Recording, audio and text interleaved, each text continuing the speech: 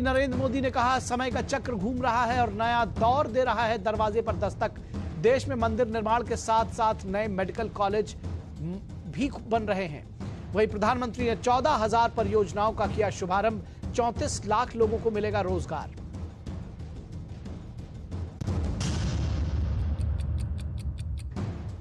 चंडीगढ़ में केंद्र और किसान प्रतिनिधियों के बीच बातचीत रही सकारात्मक। सरकार ने दाल समेत 4 फसलों पर 5 साल तक एमएसपी की गारंटी का किया प्रस्ताव।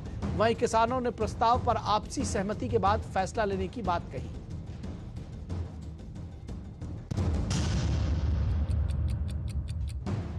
संदेश खाली मामले में कलकत्ता हाई कोर्ट में आज सुनवाई। सुप्रीम कोर्ट में भी महिला शोषण की जांच। पश्चिम बंगाल से बाहर कराने की अपील पर सुनवाई। बंगाल में महिलाओं पर अत्याचार को लेकर जमकर बरसी भाजपा सांसद लॉकेट चैटर्जी। कहा, ममता बनर्जी के आंचल में छिपा हुआ है शेख शाहजहां। आज पश्चिम बंगाल दौरे पर राष्ट्रीय महिला आयोग के अध्यक्ष और टीम। और आज भी प्रवर्तन निदेशालय के सामने पेश नहीं हुए दिल्ली के मुख्यमंत्री अरविंद केजरीवाल। ईडी ने छठी बार सम्मन जारी कर पूछताछ के लिए बुलाया था। ईडी के सवालों से लगातार बच रहे हैं केजरीवाल। भाजपा ने पूछा सवाल, कहा दिल्ली के मुख्यमंत्री बन गए हैं भगोड़ा नंबर 1। तो इस वक्त में सबसे पहले बात करेंगे, विकास की सरपट राह पर दौड़ रहा है उत्तर प्रदेश। किस तरह से उत्तर प्रदेश में आर्थिक विकास को एक नई गति मिली है, इस पर चर्चा करेंगे और बताएंगे। प्रधानमंत्री नरेंद्र मोदी ने यूपी के संभल में कल्की धाम मंदिर का शिलान्यास किया। कल्की धाम का शिलान्यास किया। दरअसल आज प्रधानमंत्री के यूपी में 2 कार्यक्रम है। पहला कार्यक्रम कल्की धाम पर रहा। दुनिया भर में पहली बार भारत अनुसरण नहीं उदाहरण पेश कर रहा है। इस मौके पर प्रधानमंत्री नरेंद्र मोदी ने अपने संभाषण में कहा कल्की धाम पर। साथ ही साथ प्रधानमंत्री ने कहा कि संकल्पों के साथ आगे बढ़ रही भारत की सांस्कृतिक और आध्यात्मिक यात्रा। संकल्पों के साथ आगे बढ़ रही भारत की आध्यात्मिक यात्रा भारत पराभव से विजय की ओर बढ़ने वाला राष्ट्र बना है। प्रधानमंत्री ने कहा कि अब पराजय की और पराभव की बात नहीं होती, बल्कि विजय की ओर बढ़ने वाला राष्ट्र बना है पीएम। वहीं पीएम ने लखनऊ के ग्राउंड ब्रेकिंग सेरेमनी 4.0 का उद्घाटन किया। लखनऊ में इस कार्यक्रम का उद्घाटन किया। बेहद महत्वपूर्ण रहा ये कार्यक्रम भी, और यहां भी प्रधानमंत्री का संबोधन आपने आपसे थोड़ी देर पहले सुना। यूपी में 10 लाख करोड़ की 14,000 परियोजनाओं का पीएम मोदी ने शुभारंभ किया। इस मौके पर प्रधानमंत्री ने 10 लाख करोड़ से ज्यादा की निवेश परियोजनाओं को सूबे में 34 लाख रोजगार सृजन होंगे। 10 लाख करोड़ से ज्यादा की निवेश परियोजनाओं से सूबे में 34 लाख रोजगार सृजन होंगे। तो ये एक बड़ा चेंज आने जा रहा है। प्रदेश के सभी हिस्सों तक पहुंचा है निवेश। पश्चिमांचल में सर्वाधिक 52% निवेश परियोजनाओं की शुरुआत होगी। प्रदेश के सभी 75 जिलों तक ये निवेश का जो कार्यक्रम है ये धरातल पर उतर रहा है। यूपी को $1 ट्रिलियन की अर्थव्यवस्था बनाने का सीएम योगी का संकल्प हो रहा है पूरा। और ग्राउंड ब्रेकिंग सेरेमनी 4.0 में दिग्गज उद्योगपति, फॉर्च्यून 500 कंपनियां, विदेशी निवेशक, तमाम राजदूत और तमाम गणमान्य व्यक्ति शामिल हुए। अब तक ग्राउंड ब्रेकिंग सेरेमनी में 2,10,000 करोड़ रुपए का निवेश धरातल पर उतरा है। ये जो अब तक हुए हैं 3, उनकी बात हो रही है। और इस बार यानी कि ग्राउंड ब्रेकिंग सेरेमनी 4.0 में 10 लाख करोड़ का निवेश पूरा हुआ है। पूरे प्रदेश में निवेश की बयार है। सभी 75 जिलों में है हिस्सेदारी। सभी सेक्टर्स में हो रहा है निवेश। आवास, शिक्षा, रिन्यूएबल एनर्जी, मैन्युफैक्चरिंग, आईटी, ऊर्जा, लॉजिस्टिक्स और वेयर हाउसिंग में निवेश हो रहा है। इसके अलावा यह फहरिस्त बहुत लंबी है। 10 लाख करोड़ से अधिक की जो परियोजनाएं शुरू की गई हैं उनमें 37 विभागों का योगदान है। इनमें 16 विभाग ऐसे हैं जिन्होंने 100% से अधिक लक्ष्य हासिल कर लिया है। तो आप समझ सकते हैं कि किस तरह से, किस तेजी से यह आर्थिक विकास आगे बढ़ रहा है। ये योगी सरकार का चौथा ग्राउंड ब्रेकिंग समारोह है। इससे पहले 3 ग्राउंड ब्रेकिंग सेरेमनी हो चुकी है। पिछले 3 समारोहों के जरिए प्रदेश में 2,10,000 करोड़ से ज्यादा का निवेश धरातल पर उतारा गया था और इस बार 10 लाख करोड़ रुपए का निवेश धरातल पर उतारा गया है। उद्घाटन करने के साथ ही पीएम मोदी ने सेक्टोरल सेशन व प्रदर्शनी के जरिए बदलते यूपी की एक झलक भी देखी।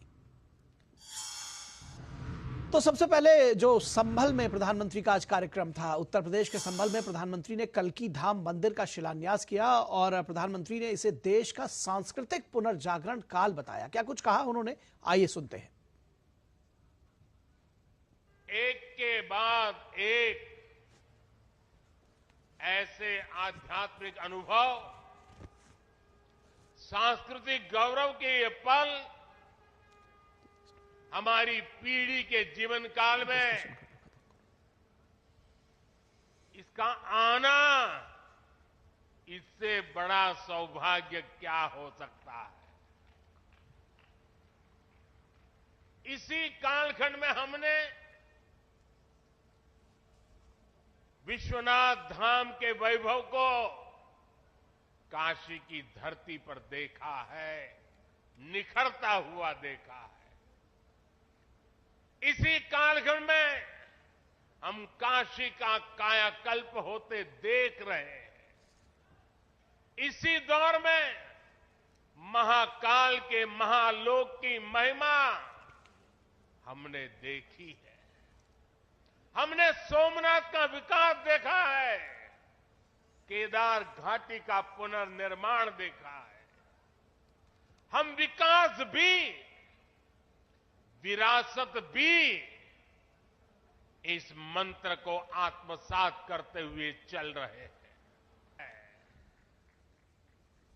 तो विकास भी और विरासत भी इस मंत्र को आत्मसात करते हुए आगे चल रहे हैं। किस तरह से आगे चल रहे हैं इन्वेस्टर्स, जो आज ग्राउंड ब्रेकिंग सेरेमनी हुई है उसमें क्या कुछ खास रहा है, इस पर हम चर्चा करेंगे हमारे संवाददाता विकास सिंह से। लेकिन रुकेंगे एक छोटे से ब्रेक के लिए। ब्रेक के बाद जब हाजिर होंगे तो विकास के साथ जानेंगे कि आखिर ये विकास किस तरह से उत्तर प्रदेश में परवान चढ़ रहा है।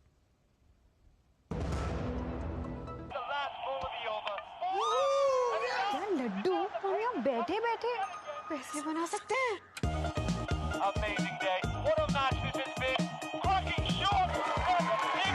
What a way to finish the game. Guys, मैं तुम्हारे बिजनेस आइडिया का बड़ा फैन। अब बिजनेस चाहे जो भी, एसबीआई का करंट अकाउंट तो चाहिए ना। एसबीआई करंट अकाउंट से सिंप्लीफाइड बिजनेस ट्रांजैक्शंस और ग्रेट कस्टमर सर्विस। एसबीआई, देश का fan. Hello Sheela this side. तो आपकी कंपनी से फोन लिया था, ये ऑन नहीं हो रहा। गलती से मिस्टेक। आप एक काम कीजिए, अपना अकाउंट नंबर भेजिए, पैसा आपके अकाउंट में रिफंड हो जाएगा। अभी भेजता हूँ सिस्टर। भाई साहब, यूपीआई कहता है किसी भी कंपनी से संपर्क करना हो तो उनके आधिकारिक वेबसाइट पे जाइए और करिए। अपने पैसों का ख्याल खुद रखिए, इनका मैं रखता हूँ। लाओ फोन रख, वरना आंखें निकाल कर। आप भी ये जानकारी शेयर करें और अपने आस पास के भोले को बचाएं।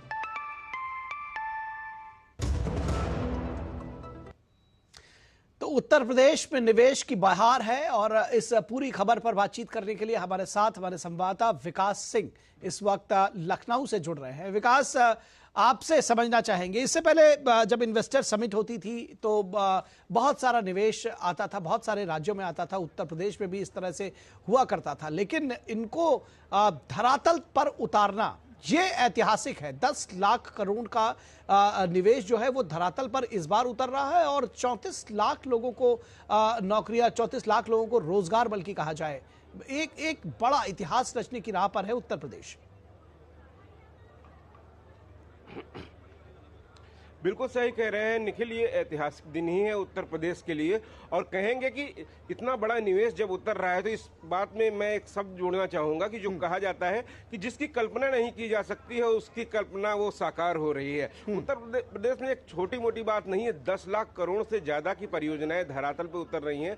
14,000 से ज्यादा परियोजनाएं ये हैं और जैसा कि आपने जिक्र किया कि 34 लाख रोजगार इससे सृजित होंगे। कहीं ना कहीं एक ऐसा समय है कि उत्तर प्रदेश में एक साल के अंदर, पिछले फरवरी में ग्लोबल इन्वेस्टर समिट हुई थी, उसके बाद ग्राउंड ब्रेकिंग सेरेमनी एक साल के अंदर ही की जाती है और 10 लाख करोड़ से ज्यादा का निवेश धरातल पे उतर रहा है। और ये जो निवेशक आए हैं कहीं ना कहीं इस बात को उनके दिल में है कि ये जो यहाँ पर जो पैसे लगा रहे हैं उसका अच्छा रिटर्न होगा, उनके पैसे सुरक्षित होंगे। यहाँ पर भी मोदी की गारंटी है और गुंडे माफियों से योगी की गारंटी है सुरक्षा करने की। यही है बदला हुआ माहौल यहाँ का। हमने लोगों से जाना, वो कह रहे हैं, यही बात सारे निवेशक आए हुए हैं कि हम यहाँ पे पूरी तरीके जिस तरीके से बदला है उत्तर प्रदेश का माहौल, यहाँ पे हमको उद्योग धंधे लगाना यहाँ पर काफी ज्यादा जो है कह रहे फायदे का सौदा होगा। यहाँ पर पिछले सालों में जिस तरीके से काम किया गया है, स्किल्ड लेबर हो, उत्तर प्रदेश आबादी के लिहाजे से सबसे बड़ा राज्य है, तो यहाँ मैन पावर भी काफी ज्यादा है। इंफ्रास्ट्रक्चर में यहाँ पे काम हुआ है, यहाँ पर एयरपोर्ट पे काम हुआ है, रोड कनेक्टिविटी काम हुआ है, एक्सप्रेस में प्रदेश ऐसे ही नहीं कहलाने लगा है उत्तर प्रदेश। तमाम सारे काम निखिल यहाँ पर बड़े किए गए हैं, उन बड़े कामों का नतीजा ही है ये, और उस बात की गारंटी लोगों को दे रहा है, निवेशकों को अपने पैसे को लेकर, अपने जो यहाँ पर उद्योग लगाएंगे उसको लेकर। उन्होंने एक लोगों ने अभी हमसे निकलते हुए बताया कि अब यहाँ पर पहले 10 साल पहले एक अलग माहौल था, अब वो अपनी यूनिट पे जाते हैं, रात को 12 बजे भी चले जाएं और चले आए, ये ना भी जाएं तब भी सब कुछ चलता है। ये गारंटी है यहाँ सुरक्षा की। विकास एक बात बहुत जल्दी से आपसे जानना चाहेंगे, समय हमारे पास बहुत कम है, कि इससे पहले भी आप देखते थे सैफई का विकास हुआ, ये छोटे छोटे जो सरकार रही उन्होंने अपने गांव का विकास करा दिया, लेकिन इस बार जो विकास है, जो निवेश है, ये सभी 75 जिलों में, जब कहते हैं कि सबका साथ सबका विकास, सबको साथ लेकर चलने की बात हो रही है, तो ये चीज पहली बार ऐसा विकास जो दिख रहा है जो समावेशी है, सबको साथ लेकर चल रहा है। जी निखिल, बिल्कुल $1 ट्रिलियन इकोनॉमी लक्ष्य की ओर अगर हम बढ़ेंगे, उत्तर प्रदेश को ले जाएंगे, तो किसी एक दो जनपदों से ये संभव नहीं हो सकेगा। इसी को मद्देनजर यहाँ पर समस्त 75 जनपदों को इसमें समाहित किया गया है। और सबसे बड़ी बात है कि लोग उन जनपदों में जा रहे हैं, सोनभद्र जा रहे हैं, चंदौली जा रहे हैं, गोंडा जा रहे हैं, मिर्जापुर जा रहे हैं, तो सभी जनपदों में निवेशक वहां पर जाके कर रहे हैं। बलिया जैसे छोटे जनपद जिसको माना जाता था अति पिछड़ा है, वहां पर निवेशक पहुंच रहे हैं निखिल। तो यही बदलाव की कहानी है उत्तर प्रदेश की, कि लोगों को लग रहा है अब यहाँ पर कि हर जगह वो सुविधाएं वहां पे दी गई हैं जो उनको मूलभूत जरूरतें थी। एक समय था उत्तर प्रदेश के मात्र 3-4 जनपदों में ही 24 घंटे लाइट आती थी, लेकिन समस्त उत्तर प्रदेश में अब बराबरी से लाइट आती है, और लाइट की जो विकास है वो भी बराबरी पर के दर्जे पर उतरा है। बिल्कुल ठीक आपने कहा कि विकास जो है वो बराबरी, वहां भी निवेश जा रहा है। निवेश उत्तर प्रदेश में हर क्षेत्र में आकर्षित हो रहा है, यहाँ पे उत्तर प्रदेश को लेकर निवेशक निकले। बिल्कुल, और विकास जो है वो हर जगह बराबरी से हो रहा है, किसी के साथ कोई भेदभाव नहीं हो रहा है। जैसा कि मैंने शुरू में कहा कि ऐसा नहीं होगा कि सैफई में रंगत होगी, रौनक होगी, बिजली होगी, लेकिन बगल का गांव अंधेरे में डूबा रहे। अब ऐसा नहीं होगा, और कम से कम बीजेपी और योगी के राज में ऐसा नहीं हो रहा है। बहुत शुक्रिया इस तमाम बातचीत और जानकारी के लिए। और बढ़ेंगे अगली खबर की तरफ। हमारी अगली खबर है एमएसपी की गारंटी पर सहमति की संभावना, लेकिन रुकेंगे एक छोटे से ब्रेक के लिए। आप कहीं मत जाइएगा, जल्द हाजिर होंगे। फिलहाल इस खबर पर हम आए उससे पहले रुकेंगे एक छोटे से ब्रेक के लिए, कहीं मत जाइएगा, जल्द हाजिर होंगे। ब्रेक पर हम थोड़ी देर बाद में जाएंगे, लेकिन उससे पहले हम उससे पहले इस खबर को देख लेते हैं। एमएसपी की गारंटी पर सहमति बनने की संभावना है। पंजाब हरियाणा बॉर्डर पर किसान संगठनों का डेरा है, सहमति बनने की संभावना है। जिस तरह से सद्भावपूर्ण माहौल में बातचीत हुई है केंद्रीय मंत्रियों के साथ और किसानों के बीच में, चौथे दौर की मीटिंग के बाद केंद्रीय मंत्री पीयूष गोयल ने सकारात्मक परिणाम की उम्मीद जताई है। केंद्रीय मंत्रियों के साथ किसान संगठनों की बातचीत में हुई विस्तृत चर्चा, विस्तार से तमाम विषयों पर चर्चा हुई है। बहुत सौहार्दपूर्ण माहौल में चर्चा हुई है केंद्रीय मंत्रियों के साथ किसान संगठनों के नेताओं की। सरकार 4 फसलों पर 5 साल के लिए एमएसपी की गारंटी देने को तैयार है, और क्रॉप रोटेशन की बात कर रहे हैं किसान और सरकार। नेफेड और एनसीसीएफ सहकारी समितियां किसानों के साथ अनुबंध करेंगी इसके लिए। एमएसपी जिसकी बात कर रही है सरकार 5 वर्ष के लिए। विविध फसल प्रणाली को लेकर पंजाब सरकार भी है इच्छुक, यानी जो डाइवर्सिफाइड क्रॉप्स की बात हो रही है, विविध फसल प्रणाली को लेकर पंजाब सरकार भी इच्छुक है, और मुख्यमंत्री भगवंत मान इस बैठक में रहे। अरहर, उड़द, मसूर और मक्का जैसे दलहन अगले 5 वर्षों तक एमएसपी पर खरीदे जाएंगे, इस बात की गारंटी सरकार कह रही है। अरहर, उड़द, मसूर और मक्का डाइवर्सिफाइड फसल से सुरक्षित होगी खेती, बढ़ेगा भूजल स्तर। जो वाटर लेवल है वो बहुत नीचे चला गया है पंजाब जैसे इलाके में, उसको वो बढ़ सकेगा। किसान संगठनों ने कहा कि प्रस्ताव पर किसानों के साथ चर्चा करने के बाद लेंगे निर्णय। उनका कहना है कि हम अपने किसान भाइयों के बीच में इस प्रस्ताव पर चर्चा कर लेंगे, उसके बाद इस पर निर्णय लेंगे और तब तक दिल्ली चलो मार्च जो है वो स्थगित रहेगा। निर्णय नहीं होने पर आंदोलन आगे जारी करेंगे। तो फिलहाल आपस में किसान कह रहे हैं कि इस जो प्रस्ताव है सरकार का, इस पर हम पहले बातचीत कर लें। मौजूदा दौर में पंजाब पर कर्ज का बोझ सबसे ज्यादा है, कुल GDP का 48% कर्ज है। तो समझने की जरूरत है कि किस तरह से पंजाब कर्ज के बोझ तले दबा हुआ है। फ्री बी के कारण राज्य में इंफ्रास्ट्रक्चर पर दिया गया है कम ध्यान, क्योंकि फ्री बी की योजनाओं को पूरा करने के में सरकार के पास इतना जो अर्थतंत्र है वो उस पर कुठाराघात होता है। किसानों की बढ़ी है खेती पर निर्भरता। पहले पंजाब की प्रति व्यक्ति आय थी सबसे ज्यादा और अब GDP का 48% ऋण है। फ्री बिजली के कारण राज्य में खरीफ फसलों का बोलबाला है, बंजर हो रही है जमीन।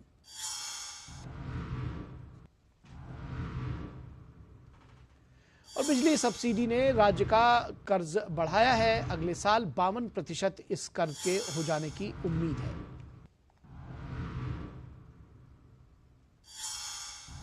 खुद सीएम भगवंत मान दे रहे हैं विविध फसलों को तरजीह। वो भी कह रहे हैं कि जो डाइवर्सिफाइड क्रॉप्स है उसको वो कह रहे हैं कि इसका पालन किया जाना चाहिए और अब जो है डाइवर्सिफाइड क्रॉप्स की जरूरत है। देश में अभी दलहन की है मांग, बाजारों में मिल रहे हैं ऊंचे दाम और देश इसमें आत्मनिर्भर होने की भी बात कर रहा है कि दलहन के मामले में हम आत्मनिर्भर होंगे। और ऐसे में सरकार को हर साल हजारों करोड़ रुपए के आयात करने होते दाल। सरकार ने MSP को दिया है प्रोत्साहन। तो पंजाब में अगर दलहन को प्रोत्साहन मिलेगा तो निश्चित तौर पर स्थितियां बदलेंगी। किसानों को फसलों में हो रहा मुनाफा, यह सभी सियासी दलों का ध्येय है। तो किसानों को फायदा हो, यह सभी सियासी दल चाहते हैं, लेकिन बाजार के बदले सरकार की गारंटी को मानते हैं अव्यावहारिक। कि जो गारंटी हो वो बाजार की हो और सरकार की जो गारंटी है वो अव्यावहारिक है कही जाएगी। और क्या कुछ कहा है इस पूरे विषय पर केंद्रीय मंत्री पीयूष गोयल ने, आइए देख लेते हैं।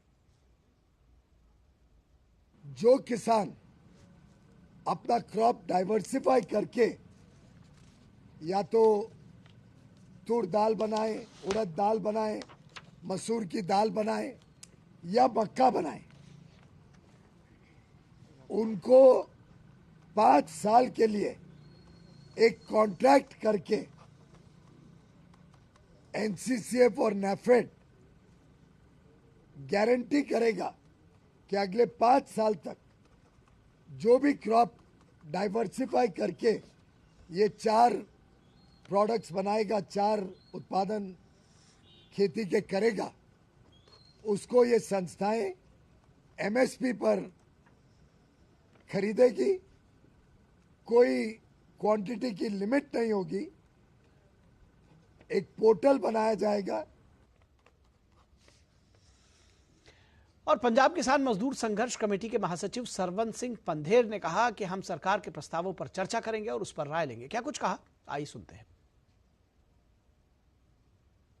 जब सरकार कुछ बात के ऊपर विचार विमर्श करने के लिए सोच रही है, कुछ बात अपने आप से बोल दी है, 21 को 11 बजे हम अपने दोनों फोरमों में विचार कर लेंगे। अच्छा होगा, सरकार भी और हम भी पूरा जतन करेंगे कि मिल बैठ के ये मसलों का हल हो जाए। तो कहा पूरा जतन करेंगे कि मिल बैठकर इन मसलों का हल हो जाए। भगवंत मान पंजाब के जो मुख्यमंत्री हैं, उन्होंने क्या कुछ कहा, आइए उनको भी सुनते हैं। जिन्ना ਝੋਨੇ ਦੀ ਫਸਲ ਵੇਚ ਕੇ ਉਹਨੂੰ ਪ੍ਰੋਫਿਟ ਹੁੰਦਾ ਹੈ, ਉਨਾ ਹੀ ਉਹਨੂੰ ਬਾਕੀ 4 ਕਿੱਲਿਆਂ 'ਚ ਭਾਵੇਂ ਦਾਲਾਂ 'ਚੋਂ ਭਾਵੇਂ ਮੱਕੀ 'ਚੋਂ ਉਨਾ ਹੀ ਉਹਨੂੰ 4 ਕਿੱਲਿਆਂ 'ਚੋਂ ਹੋਣਾ ਚਾਹੀਦਾ। ਨਹੀਂ ਉਹ ਵਾਪਸ ਅਗਲੇ ਸਾਲ ਫਿਰ 10 ਦੇ 10 ਕਿੱਲਿਆਂ 'ਚ ਝੋਨਾ ਲਾਊਗਾ। ਸੋ ਕ੍ਰੌਪ ਡਾਈਵਰਸਿਫਿਕੇਸ਼ਨ ਜੇ ਲਾਗੂ ਕਰਨੀ ਹੈ ਤਾਂ ਪਹਿਲਾਂ ਗਰੰਟੀ ਦੇਣੀ ਪਊਗੀ। और इस पूरे विषय पर बातचीत करने के लिए हमारे साथ खास मेहमान जुड़े हुए हैं डॉक्टर वीरपाल सिंह, जो कि एग्रीकल्चर एनालिस्ट हैं, कृषि विशेषज्ञ हैं। बहुत स्वागत है डॉक्टर वीरपाल सिंह। और हमारे साथ हमारे संपादकीय सलाहकार संपादक विनोद मिश्रा जुड़े हुए। विनोद जी, सबसे पहले ये जो सरकार ने क्रॉप डाइवर्सिफिकेशन की ओर कदम बढ़ाया है और कहा है कि इस पर हम 4 फसलों पर गारंटी देने की बात कर रहे हैं, गारंटी देने की गारंटी है, MSP देने की गारंटी है। दरअसल किस तरह से इसको देखते हैं, जो पूरा रिफ्ट था उसको खत्म करने की बात जिस तरह से सरकार आगे आई है? निखिल, हम लोगों में से बहुत लोगों ने इस एक तरह ये हरियाणा सरकार की एक योजना थी, मेरा पानी और मेरी विरासत योजना। शायद इस योजना के बारे में देश के लोगों को इस चर्चा में ना आया हो या मीडिया में उसकी खबर नहीं बनी हो, लेकिन जो डाइवर्सिफाइंग फार्मिंग की जो बात आप कह रहे हैं कि वो प्रणाली को कैसे हरियाणा ने एक सक्सेस किया, वो भी एक तरह से आज की इस चर्चा में इसको देखा जा सकता है। एक बार आप रिलुक कर सकते हैं। तो उसमें ये था कि जो वहाँ की जो एक क्रॉप में धान और गेहूं के फसल के कारण जो नुकसान हो रहा था, खेतों के बंजर हो रहे थे, पानी का जो दोहन हो रहा था लगातार, उसके लिए सरकार ने एक पहल की थी कि वो पर एकड़ किसानों को 7,000 रुपये एक तरह से उनको एक मदद मिलती थी और उसके बदले में उनके फसल को खरीद होगी इसकी वो गारंटी होती थी, जिसको आप MSP कहते हैं। तो आपने देखा कि उस योजना का इतना कमाल हुआ कि लोगों ने इस जो प्रणाली था धान और गेहूं के बदले में दूसरे फसल का चॉइस भी शुरू किया। और उन सब इलाकों में देखें तो ये एक्सपेरिमेंट ने एक पूरे किसान संगठन में जिनकी बात जो चल रही थी, उनके सामने में एक उदाहरण एक नज़ीर पेश किया। अभी आपने भगवंत मान जी का सुना था। भगवंत मान खुद पिछले साल में इस बात के इनिशिएटिव के लिए काफ़ी उन्होंने जोर शोर से प्रयास किया और उन्होंने दलहन की फसलों को लेकर उन्होंने कहा कि हम राज्य सरकार इसके लिए MSP देगी। लेकिन अब दिक्कत क्या है कि भगवंत मान जो विधानसभा में, उनके ही विधानसभा में ऐसे कई कमेटी की रिपोर्ट है जिस रिपोर्ट में ये कहा गया है कि पंजाब के 17 से 18 जिले जो है वो ड्राई जोन बन गया है। जो आप अपनी रिपोर्ट में बता रहे थे कि ये फ्री बिजली का नुकसान क्या हुआ कि अंधाधुंध जो वहाँ पानी का दोहन हो रहा है और जाहिर सी बात है कि क्रॉप में प्रोडक्शन में सबसे ज्यादा पानी लगता है और इसलिए किसानों को लगता है कि फसल में धान ही एक ऐसा है जिससे वो सीधे MSP में जाएंगे, मंडी में बेचेंगे और अपना मुनाफा निकाल लेंगे। तो ये सारी चीजें एक तरह से एक सिस्टम बनता गया और ये सिस्टम जो है वहां का जो इकोलॉजिकल आप कह सकते हैं उसको एक सबसे बड़ा नुकसान हुआ है। तो इसमें कोई दो राय नहीं कि हरित क्रांति के बाद जो ग्रीन रिवॉल्यूशन का सबसे फायदा अगर किसी स्टेट को मिला है तो पंजाब को मिला है। लेकिन ये जो एक्सेस वाटर का जो आप कह सकते हैं कि उनका जो दोहन हुआ है, उसका जो नेचुरल रिसोर्सेज का उन्होंने मिसयूज किया है खाद और इसको लेके, तो सबसे बर्बाद पंजाब ही हुआ है। तो कल का जो ये था किसान संगठनों के साथ में और मिनिस्टर्स के ग्रुप की जो मीटिंग थी और ये वार्ता को लेके अगर किसान के संगठन एक तरह से उत्साहित दिख रहे हैं या उनको लग रहा है कि एक अल्टरनेट उनके सामने में मिल रहा है जो सीधे सीधे बाजार की जो डिमांड है उसके अनुरूप लाया गया है। और दूसरा सबसे इंपॉर्टेंट ये है, जब आप उसको पढ़ रहे थे कि सरकारी समितियां जो है नेफेड जैसी, वो सरकारी समितियां जो है वो उसको खरीद रही है और वो भी एक तरह से इस बात की कि उनके पूरे फसलों को, जो भी किसान अरहर, दाल, मूंग, कपास इस तरह के फसल लगाते हैं, कि उनके पूरी फसल ये कोऑपरेटिव एजेंसी जो है सरकारी वो खरीद रही है। तो 4 फसल की ये गारंटी जो है मुझे लगता है कि देश में एक नई क्रांति लाएगी, खास करके दलहन के मामले में आत्मनिर्भर बने। विनोद जी, हमारे साथ में रितु चौधरी कांग्रेस की प्रवक्ता वो भी जुड़ चुकी हैं। रितु जी, बहुत स्वागत है आपका। वीरपाल जी, डॉक्टर वीरपाल, आपके पास आएंगे। ये जो 4 फसलों की जो क्रॉप रोटेशन की जो बात हो रही है और जो वाटर लेवल को, हम थोड़ा तकनीकी चीजें आपसे समझना चाहेंगे कि हमारे दर्शकों को बहुत जिसको कहते हैं कि आसान शब्दों में समझाएं कि इनसे क्या कुछ फायदा होने वाला है। वाटर लेवल कह रहे हैं कि बहुत नीचे चला गया है, किस तरह से स्थितियां सुधरेंगी, किस तरह से ठीक होंगी? देखिए, गेहूं और गन्ना जी तो ऐसी फसलें हैं, सॉरी धान और गन्ना 2 ऐसी फसलें हैं जिनमें मैक्सिमम इरिगेशन की जरूरत पड़ती है। यानी कि धान में तो आदमी 24 घंटे में बार बार उसमें सिंचाई देता रहता है और गन्ने में भी इतनी सिंचाई की जरूरत है और इसमें कीटनाशक, खरपतवार वगैरह वगैरह भी बहुत डाले जाते हैं। तो इसमें अब जैसे कि आपको पता है पंजाब में के सारी जगह बिजली का जो रेट है सिंचाई की बिजली का वो एक फिक्स है। तो किसान भाई क्या करते हैं, शाम को ऑटोमेटिक खोल दिया, पूरे दिन बिजली चलती रही और बराबर चलती जा रही है और उसमें जो खरपतवार या जो भी कीटनाशक डाल रहे हैं वो सारे जमीन के साथ मिट्टी में परकोलेट हो रहे हैं, नीचे जा रहे हैं, मतलब पानी के साथ जी। तो जमीन की हालत खराब होती जा रही है, जमीन की उर्वर शक्ति घटती जा रही है, और पानी का दोहन करते करते करते करते वो पानी का लेवल बहुत डाउन जा रहा है।